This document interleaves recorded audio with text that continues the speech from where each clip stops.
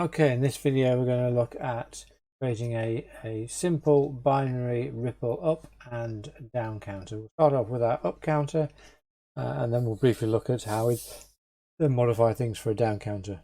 So everything starts off with a single flip-flop, which we then look to modify. And this is known as a toggle type because what happens is it will have an opposite logic level on not Q. So every time we clock this flip-flop, then the opposite logic level will then be clocked through Q, so it toggles. Okay, so if we want to build a counter, then we just use that same pattern and just repeat it.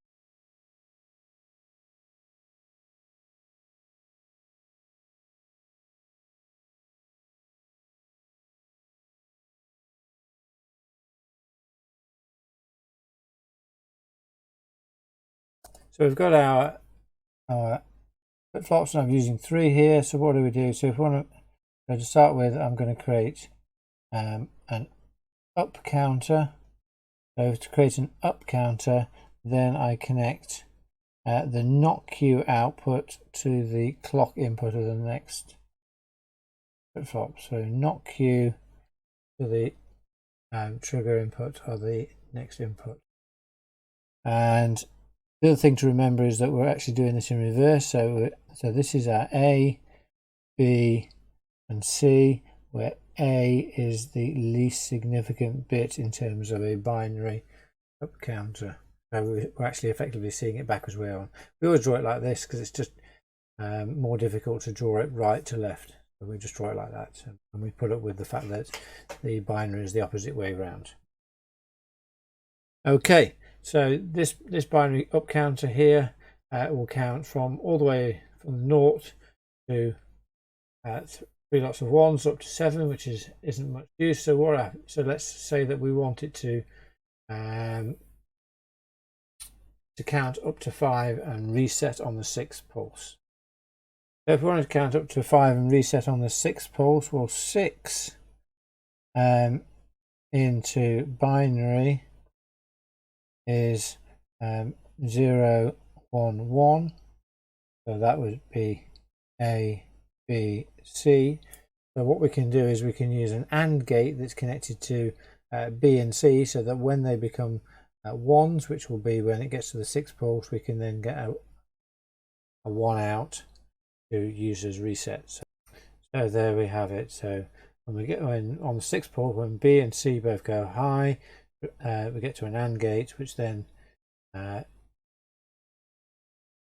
causes them to reset. Now, obviously, if these were active lows, then rather than using an AND gate, we were using an AND gate.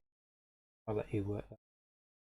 So I wasn't going to, but we'll do a timing diagram for this. So one of the things that I always do is I can label. So this is our first clock pulse, 2nd, 3rd, 4th, 5th, and our 6th clock pulse is when we're going to do the resets. I'm putting a line there just to highlight something for me. So which means then I can just then do my timing diagrams. So A is going to toggle every pulse like so, and it's going to go low there anyway. Okay, so that's a bit. So at this point here, we'd expect to have a 1. So these are going to be low. Okay, and then at this pulse here, a binary would be equivalent to 2. So B would be going high. So we can just toggle that. Then we've got 3, so a 1 and a 1, and then to get 4, B needs to go low and C needs to go high. B goes high all the way along to there. Okay, we got going on here. Okay, so this is the magic point here. So at this point here, when we get 5, B would go high. So B and C are both high now, so we reset. So as soon as we get that, then we reset everything. So A is already low, so it remains low. B goes back down to being low, and C would be forced low because the C flip-flop is reset, and then everything starts off all over again. Like so. And that's a quick very quick timing diagram of our. Now we're going to be doing a down counter. We can do a down counter in exactly the same way, except this time rather than connecting the clock input of the next flip-flop to the not Q, we connect it to Q. So that's all we have to do, and that makes us a down counter.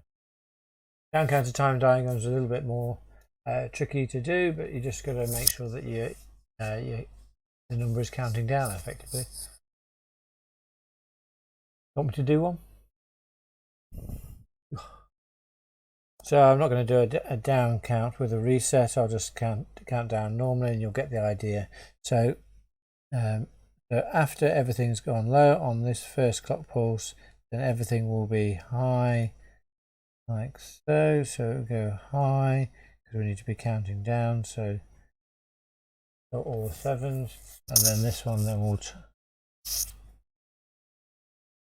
So what I've done just now, I've just highlighted all the clock pulses. We've got 7, so the next one will be 6. Well, A has to toggle anyway.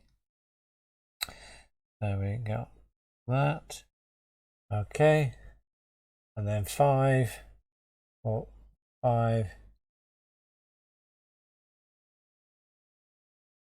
So A is going to toggle back to being high. And B is going to go low at that point. Okay, and then A will toggle back to being low, and then A toggles it back down to being low.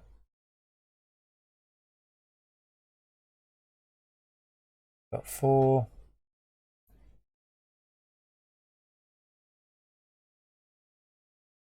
There we are, I've finished it off. I did say they're a little bit more tricky to do. You do have to think about them a little bit more.